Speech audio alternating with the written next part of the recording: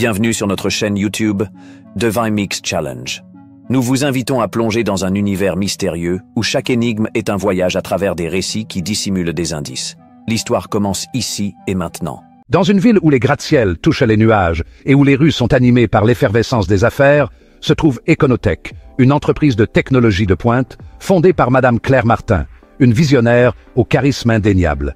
Econotech est devenu un acteur majeur dans le secteur technologique. Cependant, derrière les portes vitrées de son siège social, des défis économiques se profilent à l'horizon, menaçant la stabilité de l'entreprise. Un matin brumeux, Madame Claire Martin convoqua une réunion d'urgence avec son équipe de conseillers financiers. Autour de la table en acajou, les visages étaient graves.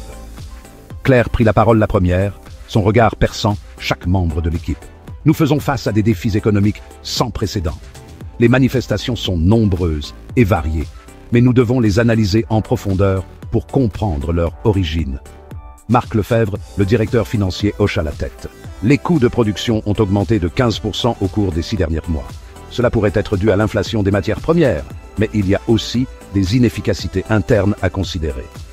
Sophie Dubois, l'analyste financière, ajouta « Nos marges bénéficiaires se réduisent.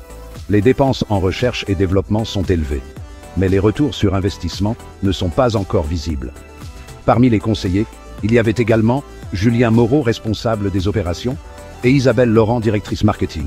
Julien souligna les retards dans la chaîne d'approvisionnement, tandis qu'Isabelle évoqua la concurrence accrue sur le marché. « Nous devons revoir notre stratégie de distribution », dit Julien.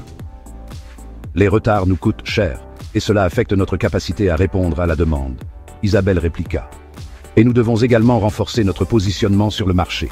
Nos concurrents lancent des produits similaires à des prix plus compétitifs. » Alors que l'équipe discutait des solutions potentielles, un événement inattendu survint. Un de leurs principaux fournisseurs déclara faillite, perturbant encore plus la chaîne d'approvisionnement. Cette nouvelle obligea l'équipe à se réunir à nouveau pour élaborer un plan d'urgence. « Nous devons trouver un nouveau fournisseur, rapidement, dit Claire. Mais cela pourrait entraîner des coûts supplémentaires et des délais. » Les tensions montaient au sein de l'équipe. Marc et Julien avaient des visions différentes sur la manière de gérer la crise. Marc préconisait une réduction des coûts drastique, tandis que Julien insistait sur l'importance de maintenir la qualité des produits. Si nous réduisons les coûts de manière trop agressive, nous risquons de compromettre la qualité, argumenta Julien. Mais si nous ne faisons rien, nous risquons de ne plus être rentables, répliqua Marc. Pendant ce temps, Sophie continuait d'analyser les données financières. Elle remarqua des anomalies dans les rapports de vente, mais les indices étaient contradictoires. Certains chiffres suggéraient une amélioration, tandis que d'autres indiquaient une détérioration. « Il y a quelque chose qui ne colle pas, » dit-elle. « Nous devons creuser plus profondément pour comprendre ce qui se passe réellement. » La situation atteignit son paroxysme lorsque les résultats trimestriels furent publiés. Les pertes étaient plus importantes que prévues et les actionnaires commencèrent à s'inquiéter. Claire convoqua une nouvelle réunion d'urgence. « Nous devons agir rapidement, » dit-elle. « Marc, quelles sont nos options ?» Marc répondit « Nous pouvons réduire les coûts de production en externalisant certaines activités, mais cela comporte des risques. Nous devons également envisager de restructurer notre dette pour améliorer notre flux de trésorerie. » Après des discussions intenses, l'équipe décida de mettre en œuvre plusieurs mesures financières. Ils externalisèrent certaines activités non essentielles, négocièrent de nouveaux contrats avec des fournisseurs alternatifs et restructurèrent leurs dettes.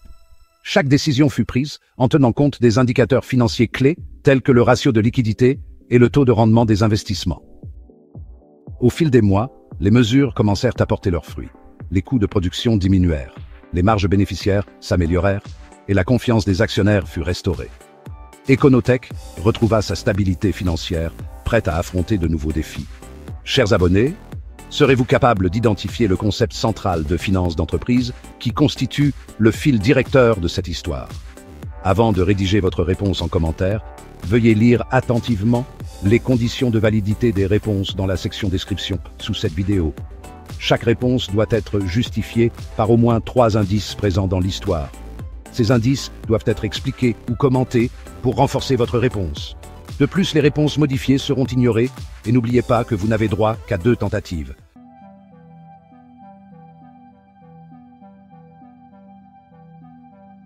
Chers abonnés, avez-vous une idée de la réponse? Laissez vos réponses dans les commentaires. N'oubliez pas, Le premier à trouver la bonne réponse remportera la récompense mise en jeu. Merci d'avoir pris le temps de regarder cette vidéo. Dès qu'un gagnant sera couronné, nous publierons une vidéo spéciale pour célébrer son triomphe et révéler la solution de l'énigme. Alors, restez connectés pour ne rien manquer. N'oubliez pas de montrer votre soutien en aimant et commentant nos vidéos. Abonnez-vous pour être parmi les premiers à découvrir nos nouveaux défis. Et surtout, partagez nos vidéos pour aider notre communauté à grandir. Nous avons hâte de vous retrouver très bientôt pour plus d'énigmes captivantes.